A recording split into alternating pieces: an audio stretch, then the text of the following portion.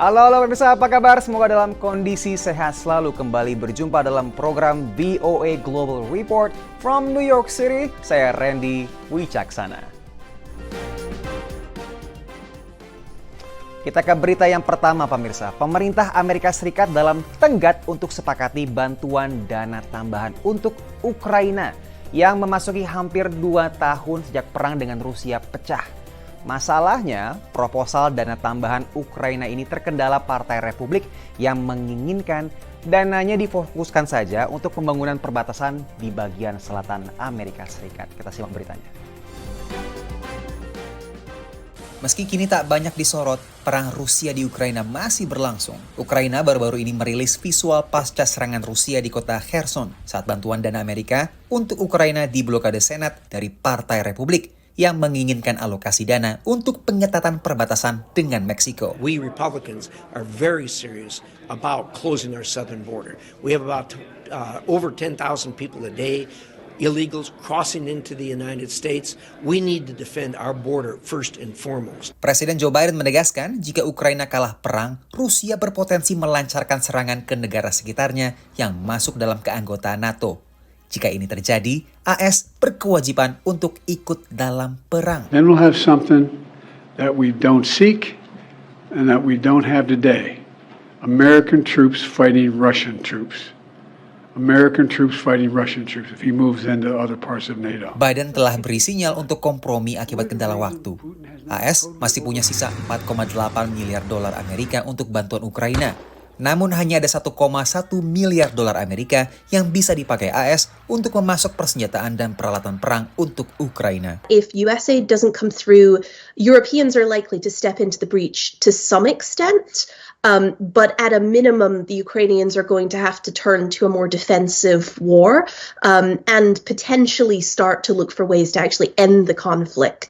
Kepada VOA, Dewan Keamanan Nasional Gedung Putih beri pernyataan terkait kemungkinan negosiasi gencatan senjata.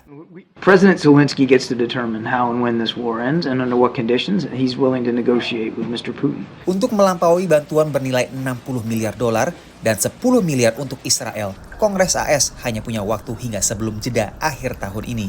Hal ini membuat mitra di Eropa bersiap dengan skenario terburuk. Kepada VOA, Menlu Inggris sebut negaranya akan terus dukung Ukraina. But clearly America is an essential partner in this. They are the world's biggest economy, the biggest defense player, absolutely vital. Di luar tenggat jeda akhir tahun, 19 Januari mendatang juga jadi tenggat pemerintah Amerika untuk sepakati pendanaan untuk mencegah penutupan pemerintahan. Demikian laporan tim VOA.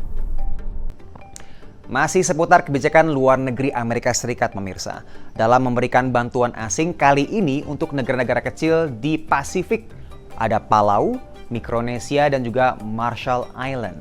Persetujuan bantuan yang dikenal dengan istilah Compacts of Free Associations pada 20 tahun lalu ini akan segera habis. Tiongkok tengah bersiap untuk mengambil alih pengaruh dalam kawasan Pasifik tersebut. Selagi militer AS meluncurkan Operation Christmas Drop, membagikan mainan, hadiah, sembako, dan bahan keperluan sehari-hari ke rakyat Mikronesia dan Palau, DPR Amerika memblokir RUU yang akan memperbaharui bantuan ekonomi terhadap 3 sekutu utama AS di Pasifik, Mikronesia, Kepulauan Marshall, dan Palau. Gedung Putih menyebut bantuan tersebut kritis untuk keamanan nasional AS.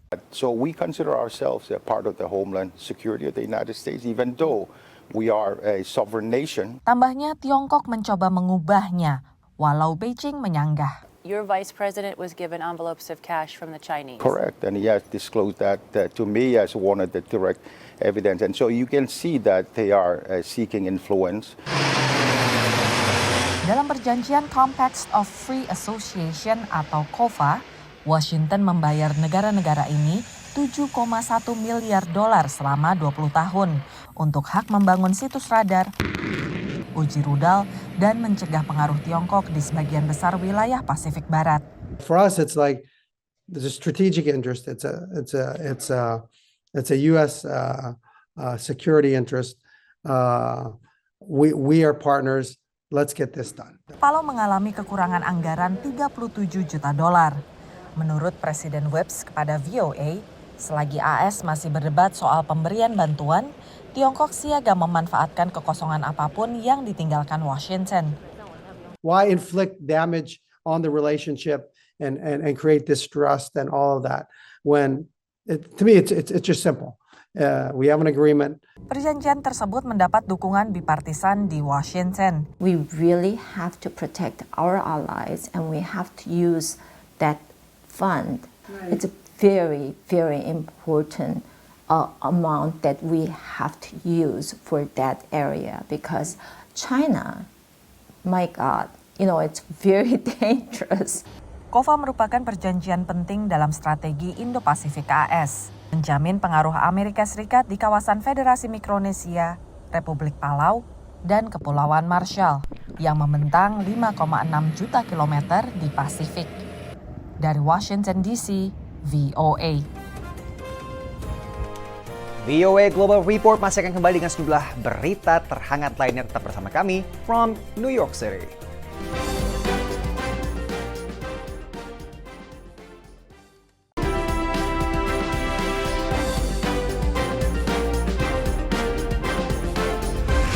Welcome back to Global Report, pemirsa. Di University of Maryland, kita akan melihat bagaimana teknologi AI dan hologram tengah dieksplorasi sebagai potensi baru untuk kita belajar dan juga sebagai sumber hiburan yang terbaru.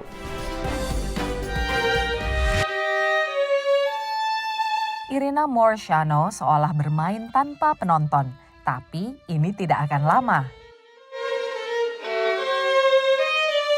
Berkat Holocamera Studio di University of Maryland, di mana ratusan kamera 3 dimensi menangkap image dan gerakannya untuk membentuk hologram. Hologramnya bisa ditempatkan secara virtual ke setting apapun, sehingga penonton dengan alat realita tertambah bisa merasakan pengalaman seolah nonton langsung. Untuk prototipe ini, Irina, yang juga dosen biola, seolah tampil di gedung konser terkenal di Romania. One of the pieces we recorded was a Romanian piece by Romania's most well-known composer, George Enescu. My wish was for me, or for my hologram, I should say, to be put on the stage of the Romanian Athenaeum. Do you see? Like all of a sudden it feels very differently. Ia yakin Holocamera juga bisa membantunya meningkatkan kualitas kuliah virtual untuk mahasiswa di luar Amerika. So having the benefits of 3D technology that would allow me to see my student halfway across the globe from all sides and therefore initiate more helpful feedback about what they need to do. And for the student to be able to observe my demonstration and to see how I move both hands and from different angles would be absolutely beneficial to the learning process.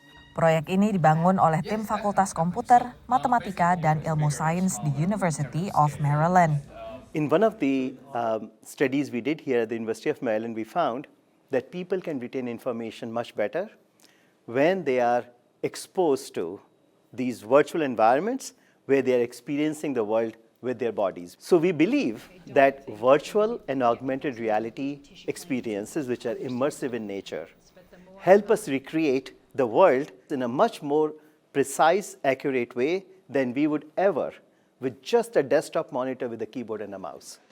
Teknologi hologram yang canggih memungkinkan orang berpartisipasi dalam berbagai hal di luar musik dan pendidikan. Selain membangun prototipe seni pertunjukan, tim Holocamera berharap bisa berekspansi ke pelatihan nakes untuk mempelajari berbagai prosedur medis, termasuk operasi yang rumit. Dari College Park, Maryland, VOA.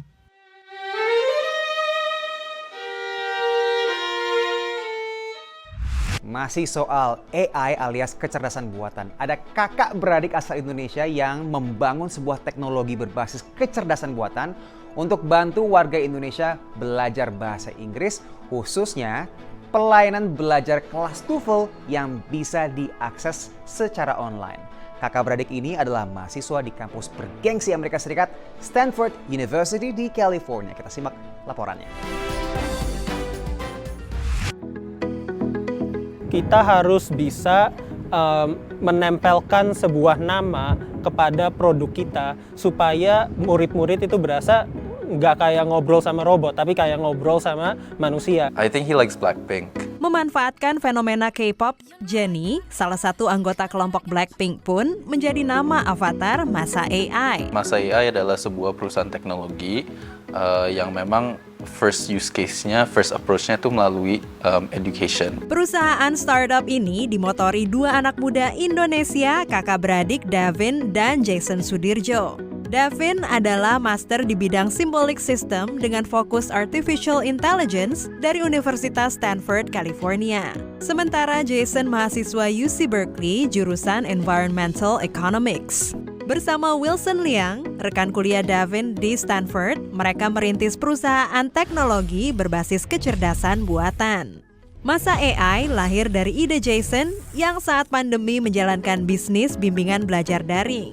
Saat itu, ia menghadapi tantangan ketersediaan tenaga guru serta kemampuan membayar dari pemakai jasanya. Jadi saya merasa bahwa kalau saya bisa menggunakan pengetahuan yang saya sudah dapatkan dari belajar di Amerika, itu kalau saya bisa membuat sebuah program atau sebuah platform yang bisa membantu seluruh rakyat Indonesia, kenapa nggak dibuat saja? Dia sempat mikir kenapa nggak kita automate everything pakai menggunakan AI aja. And then kebetulan waktu itu emang aku lagi di Stanford ada lagi ngambil kelas AI di Natural Language Processing. Menawarkan kelas TOEFL dengan target siswa SMA dan mahasiswa, mereka meluncurkan produk perdana Jennie Test. Tes oleh AI untuk mendiagnosa kemampuan calon siswa dalam hal membaca, mendengar, menulis, dan berbicara bahasa Inggris. Di luar kelebihannya, apakah keberadaan teknologi kecerdasan buatan ini akan mengurangi peran guru? Dr. Nia Sarinastiti, dosen program studi ilmu komunikasi Unika Atmajaya, menanggapi hal ini. Saya melihat bahwa AI itu bukan sebagai ancaman, saya justru melihat artificial intelligence itu justru sebagai tools. Kita percaya bahwa guru manusia itu nggak bisa di replace. No AI will be better than a teacher. Sesuatu hal yang perlu dipelajari oleh para guru ataupun dosen adalah kemampuan mereka memahami muridnya. Dan itu adalah sesuatu yang AI mungkin tidak pahami. Jadi emotional touch itu sangat penting. Jadi memahami apa yang ada di dalam kelas, sensing lingkungan yang ada dalam kelas sehingga bisa menciptakan interactivity. Tapi ada banyak proses yang memang sekarang nggak efisien. Jadi kita mau mengintroduce AI untuk membuat the learning process lebih efisien dan juga untuk improve the knowledge acquisition process supaya jadi studentnya juga experience-nya lebih bagus. Dengan platform yang mudah dinavigasi, fitur-fitur yang tak terlalu banyak, serta biaya terjangkau, Masa AI menyediakan dashboard untuk para guru melihat kemajuan setiap siswa. Kita percaya bahwa education itu harus affordable, harus accessible for everyone. Walau diakui tak mudah membangun bisnis ini, strategi Masa AI adalah bekerja sama dengan sekolah dan institusi akademis untuk menggunakan infrastruktur AI. Dari Jakarta dan Stanford, California, tim VOA.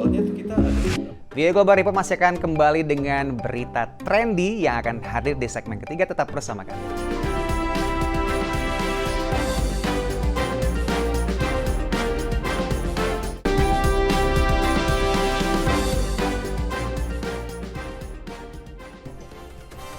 Welcome back pemirsa. Pernah dengar yang namanya ube? Ube ini adalah ubi ungu yang jadi bahan dasar beragam panganan di negara tetangga Filipina yang tengah naik daun ternyata di Amerika. Di New York misalnya, banyak banget ragamnya. Mulai dari roti ube, bakpao ube juga sampai boba yang rasanya rasa ube. Semuanya berwarna ungu. Kita simak laporan dari Rio Tuasikal berikut ini.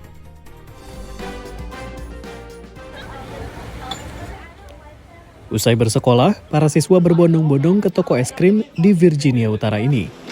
Banyak yang memilih rasa warna ungu ini. It tastes delicious. It tastes like potatoes, it's just red. Kudapan ini dibumbui dengan ube atau ubi ungu yang berasal dari Filipina. Pemilik toko Toby Bantug, seorang warga Amerika keturunan Filipina, mulai membuat es krim ube sejak 20 tahun yang lalu. Saat itu, hanya sedikit orang yang memesannya. Tapi sekarang, es krim ini menjadi salah satu dari 3 rasa terlaris. It's almost like a vanilla, right? It's not like a super strong fruit or something like durian would be. I think that's why it's popular. You've got color, you've got a delicate flavor, you know, it's Instagrammable. Badan Peramal Tren WGSN meramalkan pada awal 2023 bahwa ube akan menjadi rasa yang sangat berpengaruh di seluruh kategori makanan dan minuman di seluruh dunia. Agensi tersebut melacak tayangan ube di media sosial, penggunaannya oleh para chef influencer, dan akhirnya penjualan produk ube oleh perusahaan-perusahaan besar seperti Hilton dan Trader Joe's. The biggest thing that we noted was that Filipino cuisine continues to gain attention globally and move into the mainstream in areas outside of the Philippines. Biasa disajikan dalam hidangan manis, tetapi koki Filipina Amerika seperti Paolo Dungka menggunakan ube untuk makanan gurih seperti roti hamburger dan roti lapis. I just feel like food evolves, you know, through a lens of a Filipino American. You know, I think everything evolves with where you're from, where you're at, or the ingredients you're available to. Chef Julie Cortez tiba di AS dari Filipina pada tahun 2018. Tantangannya adalah membujuk anggota keluarganya sendiri untuk mencicipi kreasi ube-nya. Some of them are like, this is like, we're not used to this. It's weird, but like after that, they finish the whole dish. Ini menjadi bukti bahwa ubi ungu Filipina alias Pinoy akan terus bertahan. Popularitas ube di Amerika Serikat tidak terbatas pada kuliner Filipina saja, namun juga merambah ke kuliner Asia yang lebih luas, seperti boba tea dengan cita rasa ube yang saya dapatkan dari sebuah restoran sushi ini. Dan memang toko-toko dan restoran makanan Asia ikut menikmati keuntungan dari meningkatnya popularitas ube di Amerika Serikat. Dari Arlington, Virginia, Rio Tuasikal dan tim VOA. Pemirsa, diaspora Indonesia di Baltimore, Maryland adakan pagelaran Serba Indonesia. Tujuannya selain sebagai tempat kumpul-kumpul diaspora, tentunya untuk promosikan Indonesia ke warga Amerika Serikat.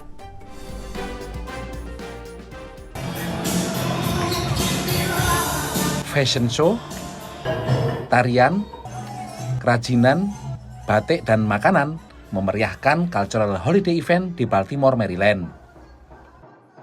Acara ini adalah untuk memperkenalkan budaya Indonesia di Baltimore area, dan kita juga bekerja sama kolaborasi dengan desainer-desainer lokal di sini untuk mengadakan fashion show dan cultural budaya. Jadi semua orang membantu chip in, sumbangan dekorasi segala macam, sumbangan karpet, sumbangan makanan. Acara ini digelar oleh Serikandi Baltimore, organisasi nirlaba yang didirikan beberapa perempuan Indonesia di Baltimore dan sekitarnya dengan misi memberdayakan perempuan lewat keterampilan usaha. Acara Indonesia seperti ini baru pertama kali diadakan di kota paling besar di negara bagian Maryland ini. Saya kira kota-kota utama ya di daerah DMV ya, DC, Maryland, Virginia itu, Baltimore salah satu yang penting juga ya, bersama dengan DC tentunya.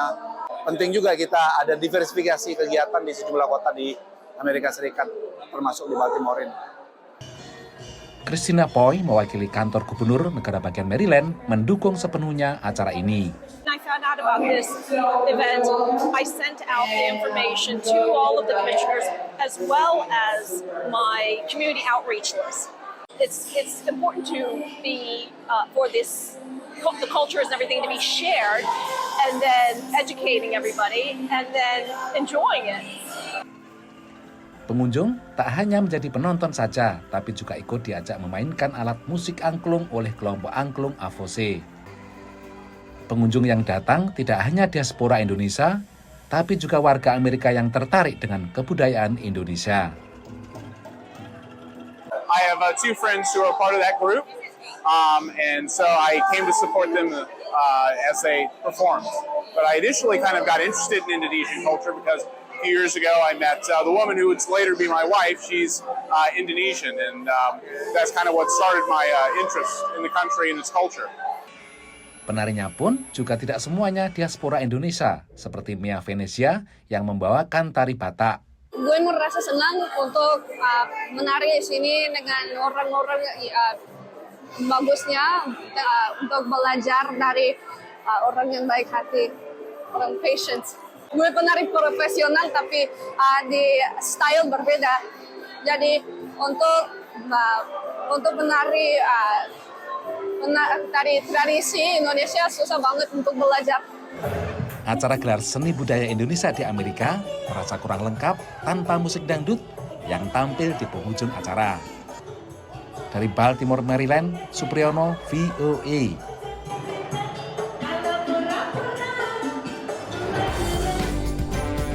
Semoga berita dalam Global Report episode kali ini berkenan dan bermanfaat untuk teman-teman semua. Saya Randy Wijaksana mewakili teman-teman yang bertugas pamit undur diri. Jumpa lagi pekan depan dan cek terus di YouTube VOA Indonesia. Sampai jumpa.